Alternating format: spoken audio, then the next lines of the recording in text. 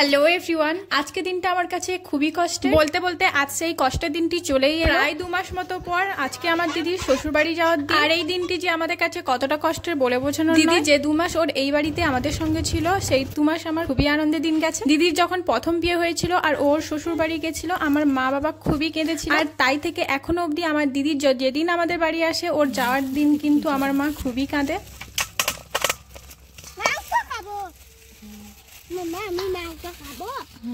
আর এখন তো বাবান বড় হয়ে গেছে, তাকে তো আরো অনেক বেশি মিস। দিদি যেহেতু আজকে শ্বশুর বাড়ি চলে যাবে, তাই ভাবলাম আজকে দিদির হাতের একবার চিকেন খেয়ে নেওয়া যায়। আমার দিদি চিকেনটা একটু বেশি ভালো বানায়। আর দিদি এই রান্নাটা ওর শ্বশুর বাড়ি যাওয়ার পরই শিখেছে, কারণ দিদি বিয়ের আগে কিন্তু কোনো রান্নাই জানতো না, জানলেও করতো না। কারণ আমার মা একটু বেশি ভালো। মা বলতো শ্বশুর বাড়ি গেলে তো সারা জীবন রান্না করেই খাবি, এখন আর রান্না করতে হবে না। সত্যি সন্তানের প্রতি মায়ের ভালোবাসা একটু আলাদা লেভেলেরই হয়।